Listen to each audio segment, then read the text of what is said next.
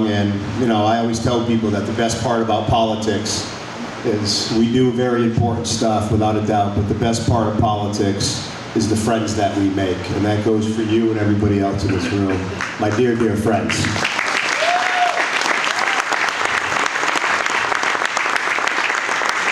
Somebody very smart in this room said something to me when I first got in here. They asked me if we could, is there any way that we could get early voting and early ballots? Because if we could, we'd win this election tonight, right here.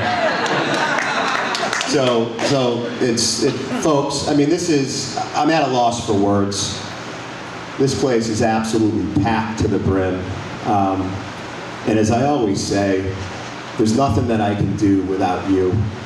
So it's traditional, historically, elected officials, when they get up, we talk and we introduce the other elected officials. But I want to give a big round of applause for everybody in this room, because without you, I am absolutely nothing.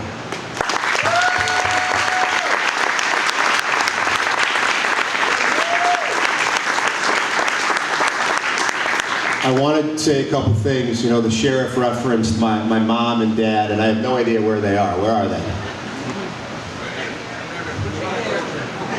There's my dad, and my mom is somewhere. And I want to thank them, because, I mean, we are, like the sheriff said, we associate the people that we're with, the people that bring us into this world. So many of my values that have been instilled in me, come directly from them. And so, thank you, Mom and Dad. I love you so very much.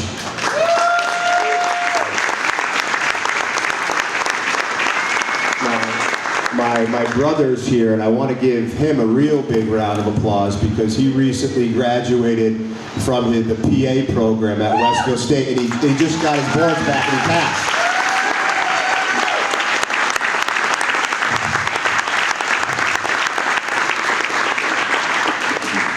And then also Emily.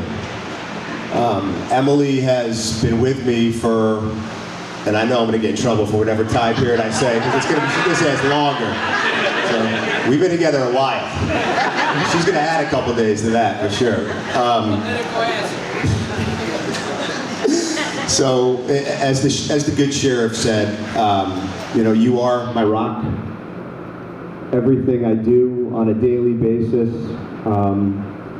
I guess what I'm trying to say is you're a big part of who I am, and I think a lot of people don't realize this, and other elected officials might understand this who are out in campaigns, and other people, whatever your line of work is, that so many times it's the people that we reside with, the people that hear about it the most. They deal with our mood swings, they deal with everything about this line of work. So a big round of applause for Emily, please.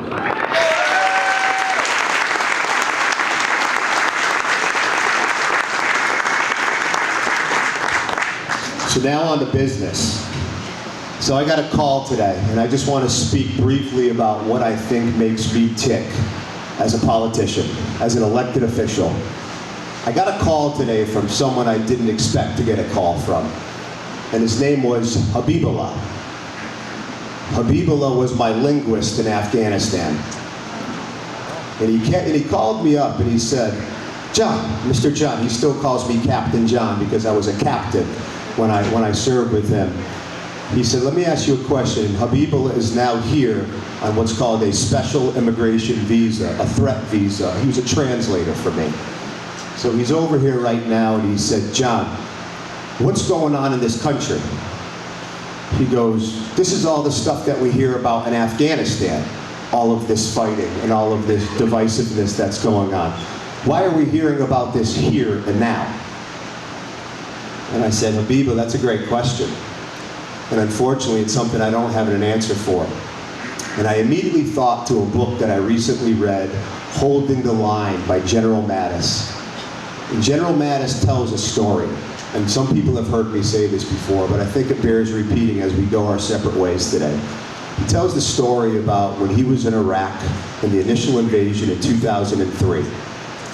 And he talks about how there was an insurgent who tried to kill him, tried to put a roadside bomb, an IED, on a road that he would frequently travel on.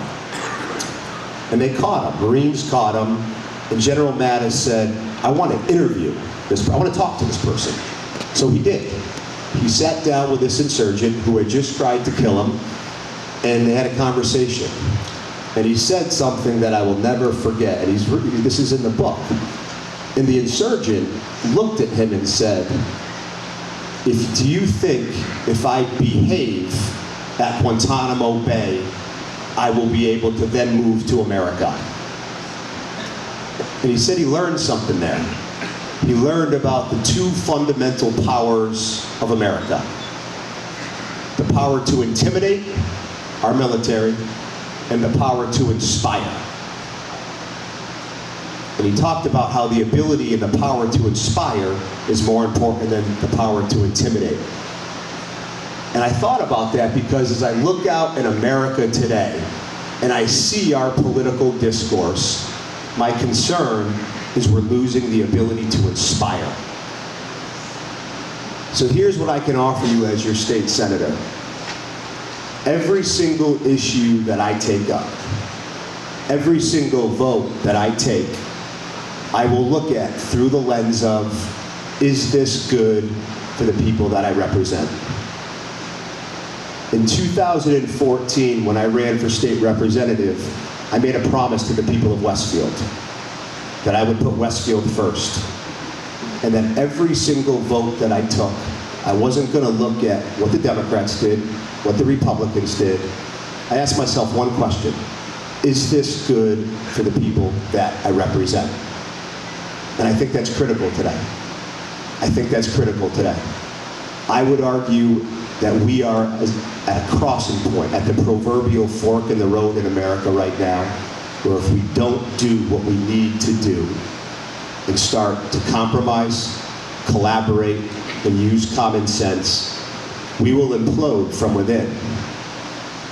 That's what I stand for. Every single thing I do for the 11 cities and towns in this state Senate district, that's the only question I will ask. Is it good for the people in the district?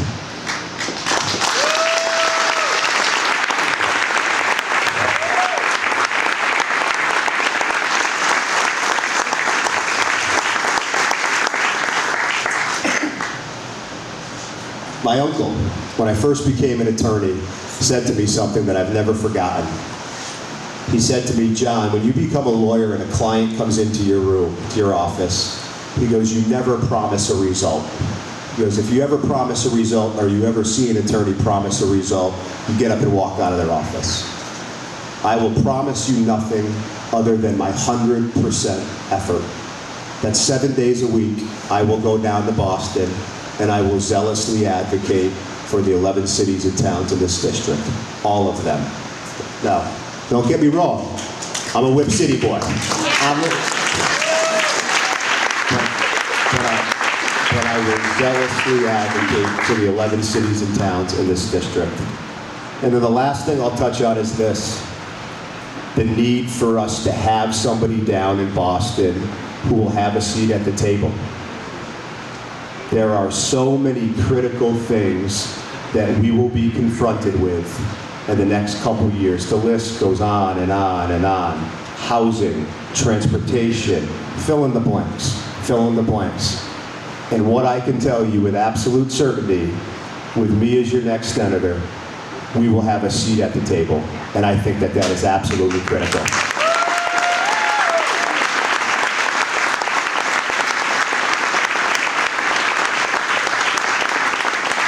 As many of you know, I'm a door knocker. I've annoyed a lot of people in this room knocking on your door. But I think it's absolutely critical. I've knocked on doors in all 11 cities and towns in this district. I have submitted over 1,000 signatures from every city and town in this district. And I think it's...